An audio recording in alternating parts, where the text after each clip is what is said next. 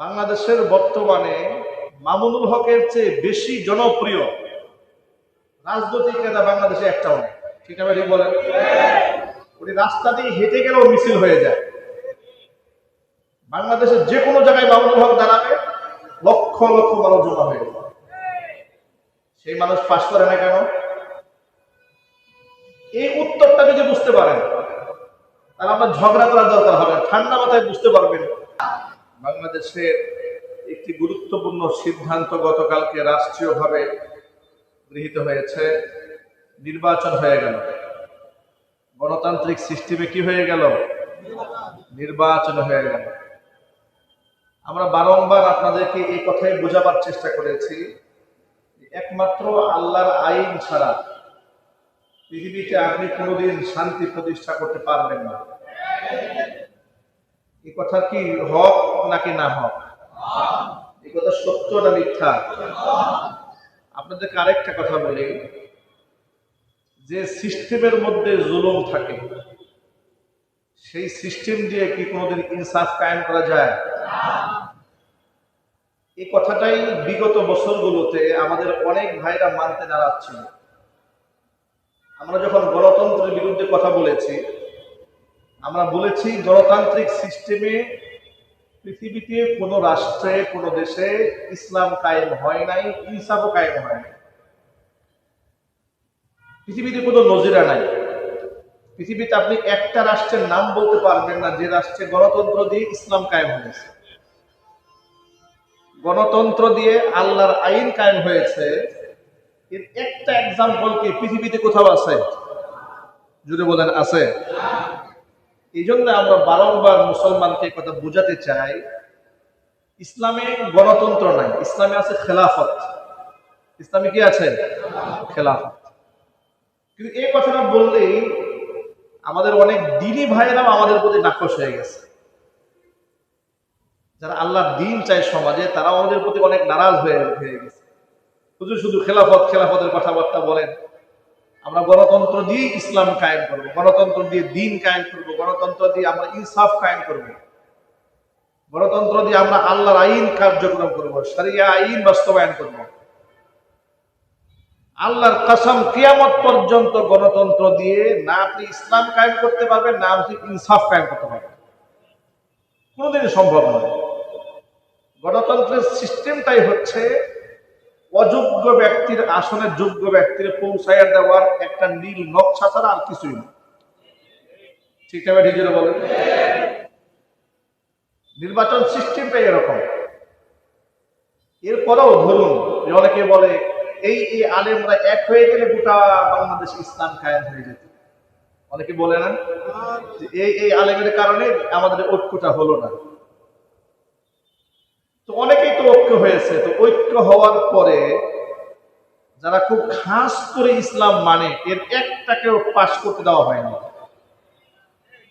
একজন না, আপনি একজন নাম বলতে পারবেন না খুব কট্টর ভাবে ইসলাম মানে সে পাশ হয়েছে। কিয়ামত পর্যন্ত গণতান্ত্রিক সিস্টেমে কট্টরপন্থী মুসলমানকে পাশ করতে দেওয়া হবে না। দুই একটা দেওয়া হয় আই ওয়াশ করার জন্য। দুই একটা দেওয়া হয় কি? আই ওয়াশ করার জন্য। অনেকে বলে জনপ্রিয়তা থাকলে আপনি পাশ করবেন না, পাশ করতে পারবেন না। বাংলাদেশের বর্তমানে মামুনুল হকের চেয়ে বেশি জনপ্রিয় রাজনৈতিক নেতা বাংলাদেশে একটাও নেই। ঠিক আছে, ঠিক বলেন। উনি রাস্তা দিয়ে হেঁটে গেলেও মিছিল হয়ে যায়। বাংলাদেশের যে কোনো জায়গায় মামুনুল হক দাঁড়াবে, লক্ষ লক্ষ মানুষ জমা হয়ে যায়। সেই মানুষ পাশ করে না কেন? এই উত্তরটা যদি বুঝতে পারেন তাহলে আপনার ঝগড়া করার দরকার হবে, ঠান্ডা মাথায় বুঝতে পারবেন। গণতন্ত্র হচ্ছে পশ্চিমাদের একটা ভার। ওরা তাদের মিশন বাস্তবায়ন করার জন্য আমাদেরকে দাবার গুটির মতো খেলে। ওরা যাদেরকে থ্রেট মনে করে, পশ্চিমা আদর্শের থ্রেট মনে করে, তাদেরকে তারা কোনোদিন এই দেশে ক্ষমতায় আসতে দিবে না। একই সিস্টেমে গোটা বাংলাদেশের ইসলাম পদ্ধতিকে দমায় রাখা হবে। এই জন্য আমি সকল ভাইদেরকে বলি, প্রথমত আল্লাহর কাছে দোয়া করি, যারা দায়িত্বে এসেছেন, যে মার্কা থেকে এসেছেন, আল্লাহ পাক যেন তাদেরকে ইনসাফের সাথে যতটুকু সম্ভব মুসলমানের সন্তান হিসেবে দায়িত্ব পালন করার তৌফিক দান করেন। কিন্তু এটাই মুসলমানদের শেষ সমাধান না। মুসলমানদের শেষ সমাধান আছে কোরআনে, মুসলমানদের শেষ সমাধান আছে খেলাফত রাষ্ট্র ব্যবস্থার মধ্য দিয়ে। সেখানে আর অযোগ্য ব্যক্তি যোগ্য ব্যক্তির আসনে বসতে পারবে না। গণতান্ত্রিক সিস্টেমে দেখেন, আমার ভোটের যে মূল্য, রাস্তাঘাটে ডান বুঝে না বাম বুঝে না, তার ভোটের একই মূল্য। সেখানে আপনি ইনসাফ কি করে কায়েম হবে? এদের সিস্টেমটাই তো জুলুম। সিস্টেমটা কি? জুলুম। এরপর আপনি সব পাস করেছেন, ঘোষণার সময় গিয়ে আপনাকে জায়গা মতো উঠাই দেওয়া হবে। কি করবেন আপনি বলেন? আপনি সব পাস করলেন, মানুষ আপনাকে ভোট দিয়েছে, সাপোর্ট দিয়েছে, সব করলেন, ব্যালট বাক্স সব নিয়ে চলে গেল, তাদের মনের মতো ঘোষণা করলো। আপনার কি করার আছে বলেন? এটার নাম গণতন্ত্র। এটার নাম কি? গণতন্ত্র। এই জন্য বারংবার আপনাদেরকে বলি, গণতান্ত্রিক সিস্টেমটা একটা কুফরি সিস্টেম, ক্ষুধাদ্রোহী সিস্টেম। এই সিস্টেমের মধ্যেই শান্তি নাই, ইনসাফ নাই। তো ওই সিস্টেম যে আপনি ইনসাফ কায়েম করবেন কি করে? দেখেছেন না, বিএনপির সাথে বাংলাদেশের বরেণ্য 4 জন আলেম জোট করেছিল, বড় বড় আলেম। উবাইদুল্লাহ ফারুক সাহেব বড় আলেম, মুফতি মুনির কাসেমি বড় আলেম, জুনায়েদ আল হাবিব জনপ্রিয় ব্যক্তি বড় আলেম। কি হয়েছে? সব ফেল। সব কি? কথা বুঝে নাই মনে হয়। সব কি? কেন ফেল করলেন? যোগ্যতা নাই, সততা নাই। যোগ্যতা আছে, দক্ষতা আছে, সততা আছে, দিনদারিতা আছে, সব আছে। ফেল করলেন কেন? তারা মহিলাদেরকে নিয়ে এক মঞ্চে নাচতে পারবে না। কথা বলে না, তারা মহিলা নিয়ে নাচতে পারবে না। পশ্চিমারা বুঝে, আমাদের পার্শ্ববর্তী ওরা বুঝে। এই সমস্ত আলেম ওলামারা ক্ষমতায় বসলে আমরা যে এজেন্ডা বাস্তবায়ন করতে চাই, এগুলো সব বাধা হয়ে দাঁড়াবে। এই জন্য আলেম ওলামা, আমি সবসময় বলতাম যে আলেমরা যে দল থেকে আসুক, আলেমরা পাশ করুক। কেন বলতাম? যাতে করে মমতাজের মতো লোকেরা সংসদে গিয়ে গান গাইতে না পারে। এটাই তো চেয়েছিলাম আমরা, কিন্তু আমাদের চাও পূর্ণ হয়েছে? হবে না। তবে অনেক ভালো মানুষও পাশ করেছে। ওই যে আমরা বলেছি, কিছু ভালো মানুষ তো পাশ তারা করাবে, না করলে তো আপনারা বুঝে যাবেন যে সব শয়তানি চলতেছে। এই জন্য ভালো ভালো কিছু মানুষ পাশ হয়েছে। এর মধ্যে বাংলাদেশের সারা জাগানিয়া হাসনাত আব্দুল্লাহ, এমন ভাবে আল্লাহ পাক এই ছেলেটাকে পাশ করে দিয়েছে, অপ্রতিদ্বন্দ্বী ভাবে তাকে পাশ করে দিয়েছে। আমরা তাদের জন্য দোয়া করি, হাসনাত আব্দুল্লাহর জন্য। আল্লাহ পাক যেন শহীদ উসমান হাদির চেতনাকে বাস্তবায়ন করতে পারে, সেই তৌফিক আল্লাহ পাক তাকে দান করেন। সবাই বলেন আমিন। অনেক জায়গা থেকে কিছু আলেম ওলামা পাশ করেছে, খুব অল্প সংখ্যক আলেম ওলামারা পাশ করে, একবারে হাতে গোনা কিছু আলেম ওলামারা পাশ করেছে।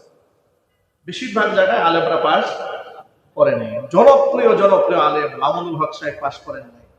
আমি গত 2 দিন আগে বলেছি, বাংলাদেশে যদি মামুনুল হক সাহেবের মতো জনপ্রিয় ব্যক্তি হেরে যান, এর দ্বারা প্রমাণ হবে বাংলাদেশের কোনো আলেম আর পাশ করার কোনো সুযোগ নেই।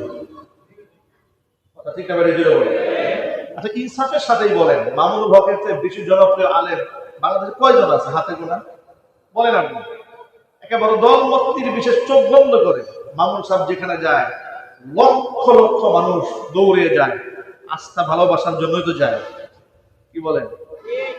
তারা হেরে যায়। চরমায় পীর সাহেব, নাইবে আমি, কত মুরিদ, কত ভক্ত, কত মহব্বতের মানুষ, তার অভাব নাই। ঠিক না? বেড়ে জুড়ে বলেন। দুটো আসলে নাকি উনি ফেল। কেন ফেল? মানুষ ভোট দেয় নাই? দিয়েছে তো, মানুষ অবশ্যই ভোট দিয়েছে। ওই যে আগে বলেছি, কট্টরপন্থী মুসলমান শরিয়া চায়, তাদেরকে পাশ করতে দেওয়া হবে না। সিস্টেমে মেকানিজম করে এদেরকে হারাই দেওয়া হবে। খালেদ সাইফুল্লাহ ওই লক্ষ্মীপুরের কমলগঞ্জের এক উপজেলা চেয়ারম্যান ছিলেন, খুব জনপ্রিয় মানুষ। সাইকেল চালাইয়া আপনারা নির্বাচন করেন, এত জনপ্রিয়, বৃদ্ধ মানুষ, আলেম মানুষ, এলাকার মানুষ মাথায় করে নাচে তাদের। বাবারেও চেয়ারম্যান বানিয়েছে, ছেলেকেও মেম্বার বানিয়েছে, এলাকার লোকেরা জোর করে, বাবাও আলেম ছেলেও আলেম। এই লোকটা ফেল করেছে। কি করে ফেল করে তারা? এই ধরনের জনপ্রিয় মানুষ কি করে ফেল করে? মেকানিজমটা কোথায়? এর মানে আপনিও ভোট দিবেন, ভোট কালেক্ট হবে, সব হবে, ঘোষণা হবে না। এটার নাম গণতন্ত্র। এটার নাম কি? গণতন্ত্র। আল্লাহ এই তন্ত্র মন্ত্র থেকে জাতিরে তুমি হেফাজত করো। এটা আমি জোরে বলেন। তবে এখন মন থেকে দোয়া করি তাদের জন্য যারা নির্বাচিত হয়েছেন। তারা তো আমাদেরই ভাই, আমাদেরই সন্তান, আমাদের আত্মীয় স্বজন, আমাদের প্রতিনিধি, তারা জনপ্রতিনিধি।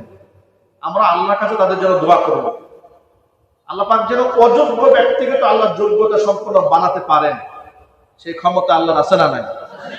এদেশের শান্তির জন্য, শৃঙ্খলার জন্য, এই দেশ দশের ভালোর জন্য, মানবতার জন্য, শিক্ষার জন্য, আদর্শের জন্য আমরা কল্যাণকামী হিসেবে আমরা আল্লাহর কাছে দোয়া করি। দায়িত্বশীল ব্যক্তিদেরকে আল্লাহ তুমি যোগ্য বানায় দাও। একটু জোরে বলেন আমিন। দায়িত্বশীল ব্যক্তিদের মধ্যে আল্লাহ ইনসাফ দান করেন, জোরে বলেন আমিন। দায়িত্বশীল ব্যক্তির মধ্যে পরকালের ভয় আল্লাহ পাক তাদের অন্তরে দান করেন, জোরে বলেন আমিন। তারা যেন মানুষের যোগ্য প্রতিনিধি হয়ে উঠতে পারে। আল্লাহ পাক তো অযোগ্য ব্যক্তিকে যোগ্য বানাতে পারেন, সেই ক্ষমতা আল্লাহর আছে না নাই? হয়তো কোনো ব্যক্তি তো পরিবর্তন হয়ে যেতে পারে। ক্ষমতা পাওয়ার পরে সবাই পরিবর্তিত হয় না। অনেকেই ক্ষমতা পাওয়ার পরে অহংকারী হয়, আবার ক্ষমতা পাওয়ার পরে অনেক সময় বিনয়ী হয়। ক্ষমতা পাওয়ার পরে অনেকে কি হয়ে যায়?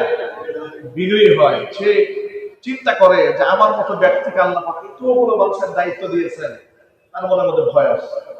আবার কিছু কিছু লোক ক্ষমতা পাওয়ার পরে দাম্ভিক অহংকারী হয়ে গেছে। আমরা সকল ভাইদের জন্য দোয়া করি যারা পাশ করেছেন, আল্লাহ পাক যেন তাদেরকে বিনয়ী বানায় দেন, যেরকম আমি।